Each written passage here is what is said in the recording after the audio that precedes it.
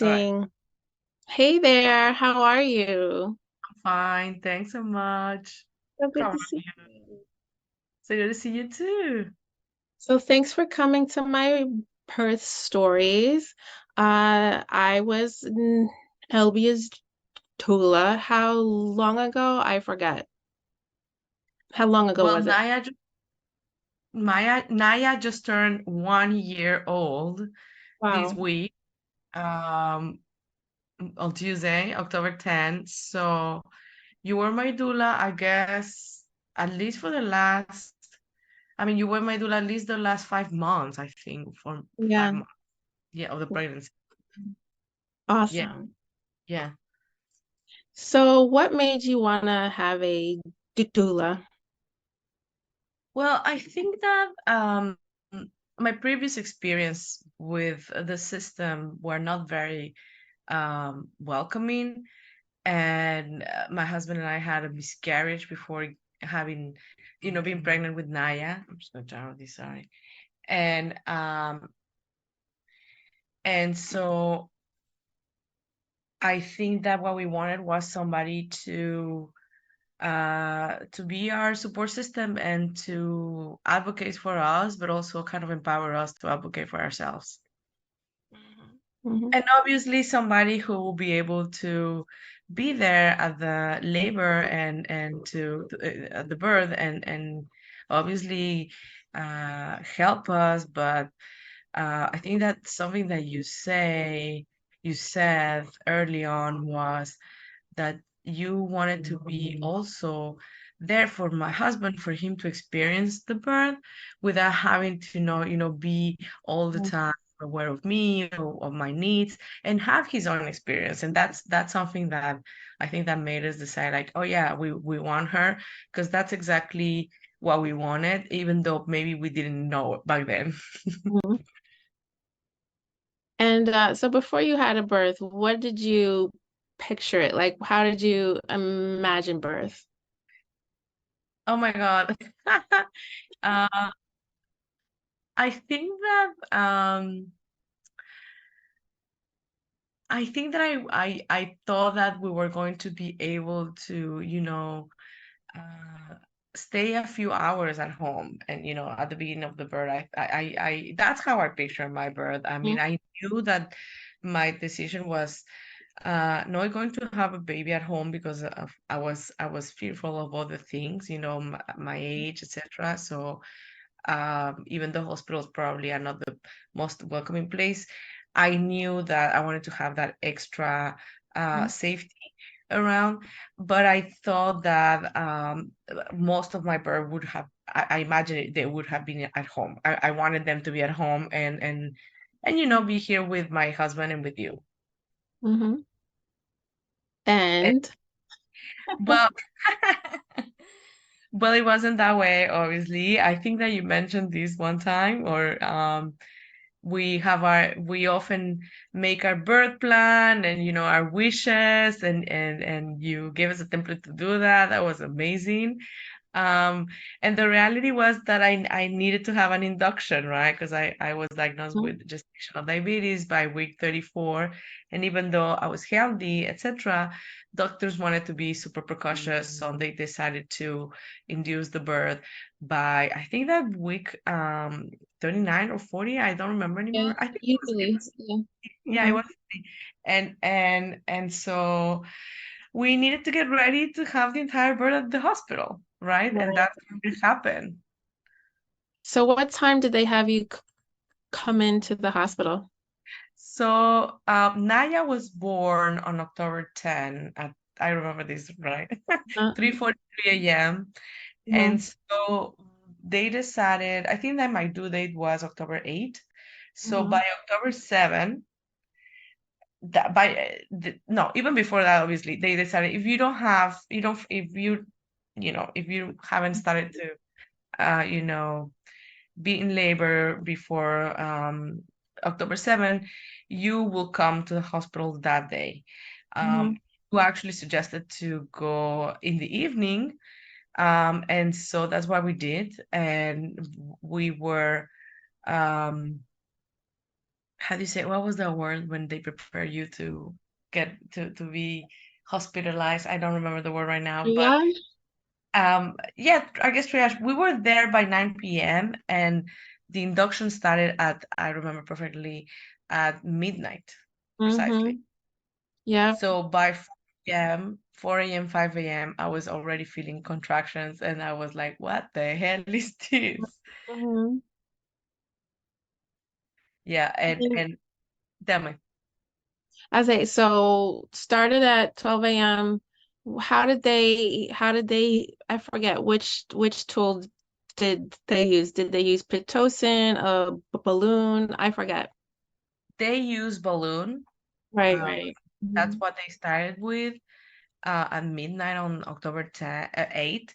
And then by 4 or 5 a.m., I was already having these contractions and very strong ones. And I think that by early in the morning, 7, they gave me some morphine. Right. I Mm-hmm. appreciate it because I was able to sleep Yeah. finally from like 7 to 10, 11. I think you came by noon, I remember. Mm-hmm. That's when they started giving me the one that you mentioned. What was the name of that? Pitocin? Yes, yes, Yeah. yeah. And by 8 p.m. on Sunday, I got the, oh shit, how you pronounce Epidural? the epidural. I'm forgetting now. The epidural. Yes, yes. And So from there, yeah. so was it Friday night, right? I'm sorry. So it started on Friday night, Yeah, all through Saturday, Sunday yeah. Pitocin epidural. Oh my God. I hope Wait. that you're gonna edit this because my bad. Well, it was actually so Friday night the induction.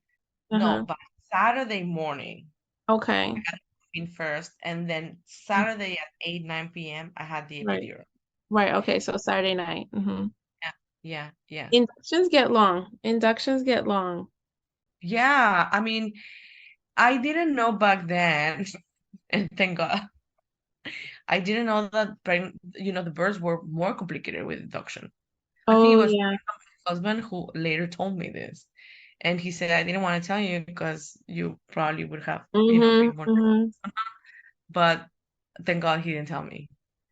Because even though it was a long burn, honestly, now I mean I have always made this reflection for me, like my experience at Metropolitan Hospital, because that was the Mm-hmm. hospital, and with you was amazing. I mean, okay, probably not amazing. I really remember the experience with only positive comments. Like I believe that my dignity was whole the Mm-hmm. entire time, and I think that that was my main worry, because I was present at my sister's birth in Canada, and it was horrible. I knew of other stories, from friends in Mm-hmm. DC, Mm-hmm. of New York, and I was super worried about it. There was a moment, I have to admit it, that because I live in Brooklyn, right, and Harlem is so far away, that I was like, it's so far away. Every time that I go to consultations, it's such a long Mm-hmm. commute. I was like about to become that person complaining about, like, no, I rather go to another place, right? But there was something in me that says, no, you know what? Why not? My doctors, my midwife, my doula trust Metropolitan Hospital. The staff was always really nice on top before the birth. Mm-hmm. Uh, I had like a mini experience, but it was more like a miscommunication, so it doesn't matter. And I don't regret it. I think that I'm always going to feel grateful for all the nurses and the midwives and the doctors. I had an incredible experience with them. Even once I had the baby, that I needed more support with breastfeeding, they were also there for me at that moment, right? That was the beginning of another journey, but during the birth and after the birth, my experience was really positive. So Saturday night, and then So um, I remember that eventually, um, well, epidural, right? I was able to sleep a little bit more. And then we were there the entire Sunday. You were there, Hmm. I was there. I remember that that was probably, maybe I'm wrong actually, but that was probably when, it started to become a little bit more heavier on the morale because Yeah. there were some situations. I don't know if you remember this, that they ran out of anesthesia Oh, for. I remember that was definitely like that's not common. That's the only time that has ever happened. So, folks, they ran out of epidural. Yeah, and so that was scary. And you can explain this better, Maisha. Like, I think that that kind of like, Well, it needs to be a continuous fusion. So it's in a bag, goes through the IV, and when it gets low, it sets off an alarm. And I saw it low. I told the nurse, and they're not coming. And then I'm in the hallway like, yo, like what are you guys doing? Get her more epidural. And the nurse is like, we're out. I'm like, what? Like this doesn't happen. This yeah. doesn't happen, but it happened. There was like a shortage. So I think we turned off the pit, right? Because I was like, she's gonna be in so much pain when that wears off. And I don't want that to happen, which is terrible because once you turn off the pit, when you turn it back on, you start very low and you increase it by a small amount every 20, 30 minutes. So I was like, if we end up in a C-section for this, I'm going to be so mad because I, Mm. the heart rate started to get a little tired. She was starting to get tired in there. And then we had to add this ridiculous pause and turn everything off and then turn it back on. And then when we finally had some, turn it back on again slowly and hope that the baby was going to tolerate all this. What are you doing out there? Oh my God. Now that you remind me all of this, you brought me all this. Maybe you have to edit my previous response. No, that was a bad situation. I guess the effect on me was, I mean, you guys were always there to tell me the truth, but you were actually kind of translating everything that they were saying to me to make me feel more confident. And I get emotional about this because it was scary. It was scary to Yeah, hear yeah. like they were trying to find her heartbeat, even though everything was fine. When you don't have that person Right. helping you, it's like, sorry, my friend, what the heck, what the fuck are they saying? And I think that that's actually, it shows the power of having my doula there, because you really brought peace of mind to me, and the tranquility I need. And because when I talk about this with Jonah, is we always remember those moments as yeah, scary and fucked up, Mm-hmm. but Mm-hmm. also as okay, it was a bump on the road, and thankfully Mm-hmm. nothing bad happened, because I Yeah. was about to lose it for a moment. I remember Yeah. Sunday night, evening, I was a little bit done, and Yeah. I remember now because I started rereading my text, a few days ago, from those days that I was sending to my family, and I had forgotten that I started vomiting on Sunday. So I was Mm-hmm. really, my body was already tired, and obviously we were not eating. I was not eating anything or drinking Right. as much. But even what I was drinking, the tea, chamomile tea, I was throwing up, and that has like a huge weight, Awful. right? And so now that we mentioned this, it is true that that part was scary, and that's when I started to lose faith a little bit. I think that something that I remember a lot during the postpartum, because obviously postpartum is complicated, right?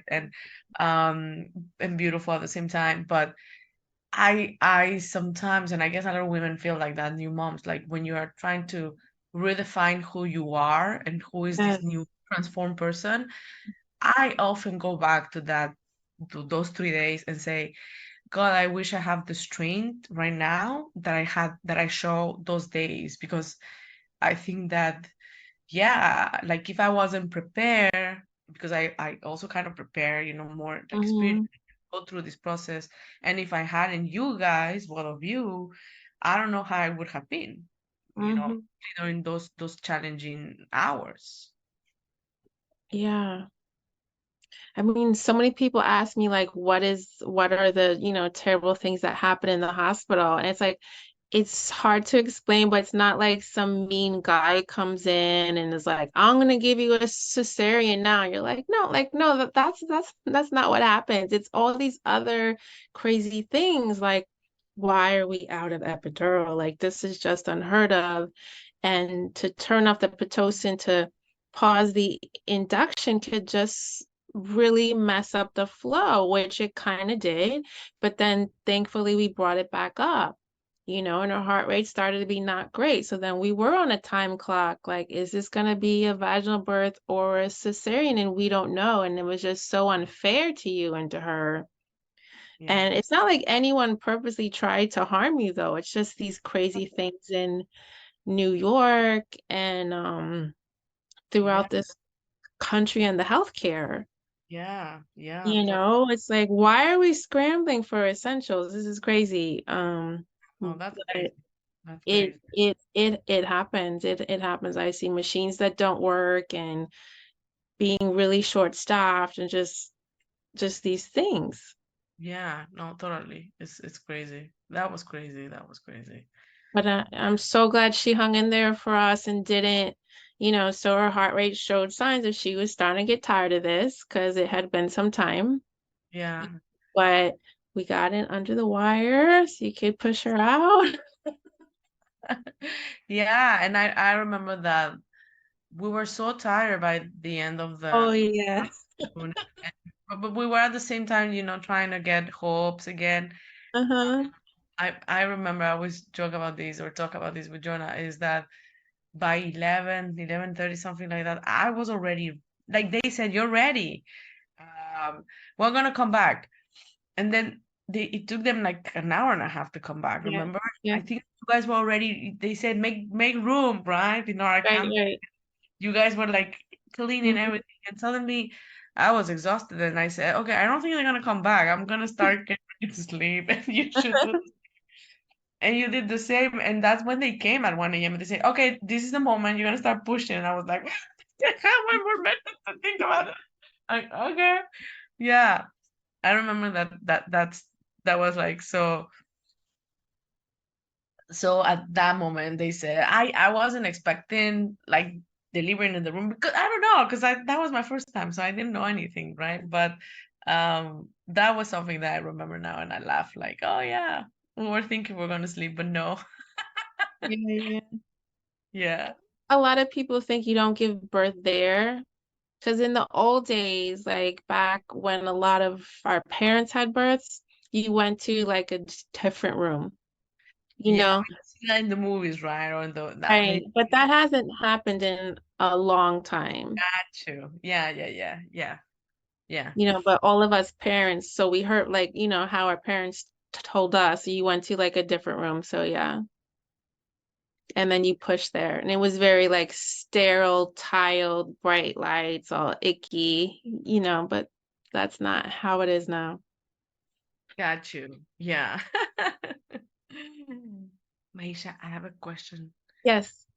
My nanny, sorry, maybe Yes. you, Do you want my me to nanny, hit yeah, pause? I think so. Yeah, just what Let from me what, just hit pause. So we had to move because you had to go downstairs and go get her, but she's sleeping. So we're in the yard. This is having kids, right? Yes, and she might wake up. She's moving. So, okay. It's okay if you need to go, but so I want to ask you the question I ask everyone because everyone asks me what it is I do whenever I'm meeting new clients. Like, but what do you do? What does a doula do? And I'm like, I don't know. Like, honestly, I don't know. It depends. Um, so how would you like tell me the things I did? What are the things that I did? One, Okay. Mm, mm, mm, mm, mm. Well, first of all, I think that you get empowered us through a lot of information and education that we needed, that we still needed, right? Or the only education that we needed, because I think it's so overwhelming to be pregnant these days because there's so much information and you can find information anywhere, right? And from unlimited amount of sources. So I think that you guide us with what we needed to know. You gave us reassurance, because that's in a world where you need a lot of uh, uh, positive words, but also the right thing that we need to know. I think that your experience navigating the system in the New York City was very helpful as well. We need someone to know that. And you actually, the last level of empowerment at the beginning was to actually make us think that we needed a different provider. Like maybe sometimes we don't see the doula as the person who is going to help us to navigate our pregnancy, but mostly the birth. But I think that you were essential in that, like at another moment of our pregnancy that is probably not expected as much as, like regularly expected. Um, Through you, we actually changed providers, and I think it was for the best. Because we need another kind of care, right? We needed a caring care, and I think we got that, and that was very important for us and for me, mostly for me. I think that a doula has also to be a role model in a way for the mother to be. In my case, you were that, right? As a powerful person of color, women of color, that was very important for me to have this role model of a woman who can, advocate for herself and be assertive, and at the same time be vulnerable, because you're in such a vulnerable moment of your life, right? When you are during birth. So it was that level of empowerment, but also obviously being together through all these moments, like holding our hands. That was a very beautiful journey to have with you, right? I think that you're very caring and loving and kind and funny as well, which is also good when you're you know um when you're like in this process. Something that Jonah told me, and he's right, you are no bullshitter, like, and that is so important as well. And um part of my probably critiques, or I'm very righteous sometimes, is that I'm this woman, this immigrant woman of color, pregnant in this city, and a lot of the providers and a lot of the midwives are, they are not similar to me. So I I think that aspect was also important, because I was able to um not only see representation, and I think I'm losing my thought right now. What was my point? But yeah, I think that the fact that you are a strong person, like you don't get bullshit from the hospital, you don't get bullshit from the doctors or whoever. Like even the fact that you told me, check your invoice, right? Like check your bill. Like you're gonna get a lot of things that charge for a lot of things that you didn't use, or I don't know, those kind of like details that they were important. They were important to us. So the doula, basically, I thought at the beginning is just for the birth, but actually you were with us during the journey, and that's probably because we hired you even before the time of the birth, right? That yeah, maybe that there's another moment to hire a doula, but that for us it was perfect, because I think we were ending a phase where we were like kind of disempowered to actually become empowered and say what we needed and what we wanted in a system that actually doesn't give you that space. Yeah, I I went back to my thought. And especially for me, at least my previous experience, in the world of OBGYN, whatever, midwives, it was not the representation that I like, that I desire. Like I wanted to see people like me. Mhm. I gotta get Naya. Okay, okay. I'm bringing her. Oh my Okay. God. This is a long journey. Yes. Oh, Jack, Say hi to the baby. you'll see the blanquita.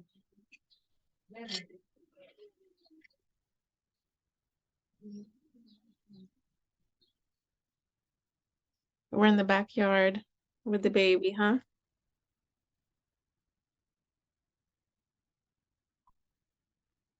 Yes. Let's see how she behaves. Hello. Oh, hi, Naya. Oh, she's so cute. Thank you. Hey, She's girl. so baby. Oh, honey. What Where's happened to the Anaya? internet? Hi, honey. How'd the internet get slow on us? There we go. What Are happened we to the back what? yet? We're getting internet slowdown. Yes, I hear you. Oh, Okay, sorry. Oh yeah, let me just. Is it better? I hope so, yeah. Okay. Sorry. She's just up from that nap. She's got that just had a nap, don't bother me face. Yes, she did. She does. Okay, hon. Well, do you think we can talk or do you need to go? I think we can talk. She's tranquila. She's relaxed. So we have I a think minute. yes. I think we have a minute. All right, so then I'll ask you what was partners support like? Like how did I support him? Yeah, I think that you support him along the way really well. I have very precise memories of moments during the birth. Uh, I think Jonah was nervous, obviously, like any partner, right? And and but he remembers that you were like very factual, like you gotta do this, and you gotta do that, and you gotta do this other thing. And I think that's necessary. You're in a moment where you cannot just like be not be clear in the expectations for Okay. the partner. And I think that he was able to enjoy, even though you gave him some role, you gave him a role. Yeah, you gave him a role. I think he was able to be there, to be present, and enjoy in a way, right? Like he was witnessing the birth of Naya from a very literally very different perspective and vision. So I think that he was able to enjoy that, not only that during the moment of the birth, but the 3 days before that, right? Because other 2 days previous to Mm-hmm. the birth, because Mm-hmm. you were there as well. So Mm-hmm. you guys were my support group, and you were there for him. He was able to, try whatever he could for his self-care at that moment, like eating, like going out for a walk, like talking, having a go outside and have a conversation. Um, and I was not alone, right? And obviously, he was tired because he wasn't able to sleep really well, but I think that overall he felt really supported, and the expectations were clear. Mm-hmm. And I think that we appreciate a lot that you took the leadership at many levels, and without asking us or without telling us, because you have the experience. You knew exactly when I was going to come out of my of me, right, of my body. So you were ready and on top to record that, to make a video of that. And maybe at that moment we wouldn't be thinking about that, and then later we are feeling super grateful because we have that literally that video, that memory, right? So I think that Jonah appreciate that, because he he would have felt a little bit robbed otherwise, not having his own experience. Right. Right. Thank you. Is there anything else you'd like to add about it? Let me think. um yeah, I think that's additionally, and that's probably something I have talked to other people who probably are not that used to a doula. um like the care that you show for us, and after the birth of Naya, right? Like the breastfeeding, the beginning of my journey with breastfeeding, right? You were there to support me, to help me. Um, I remember when you left, I cried. I was like, no, please. I was devastated, right? Like, no, please don't leave us. Um, I, I, I mean, everything went well and everything went great, and she was able to breastfeed for, um, look at her, for like almost 9 months. Yeah. But we did have, we did have our issues at the beginning, and we had an issue with her ties for a couple of months. Right after we came back to the house, you spent the whole day with us. And that was very helpful for me, very powerful, very a lot of solidarity that I really appreciate. And and I think again the same. You were not only there for me and for the baby, but for John as well, because it's also like a very confusing moment for the partner, right? Because it's also new. Um, and I think that in a city like this one, where not everybody has their family or community around, like it does take a village. That's my main lesson, right? Now that she's 1 year old, and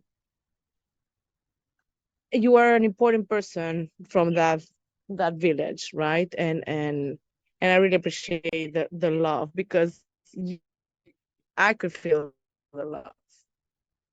Thank you. She could feel the love, and I'm sure Jonah I try to. felt the love as well. I do. Hey, I cutie. know, no, no, absolutely, absolutely.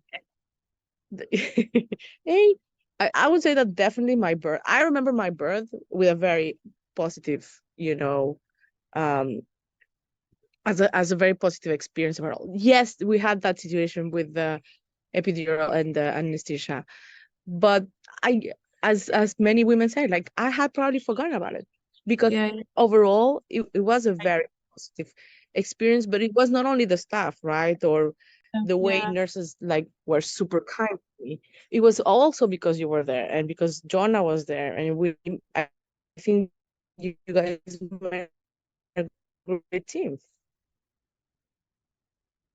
Thank you so much, hon. right? Thank you Like, for participating, and of thank you for course, my pleasure. I'm so time and sorry. your kind words. You've been so kind to me. Thank you.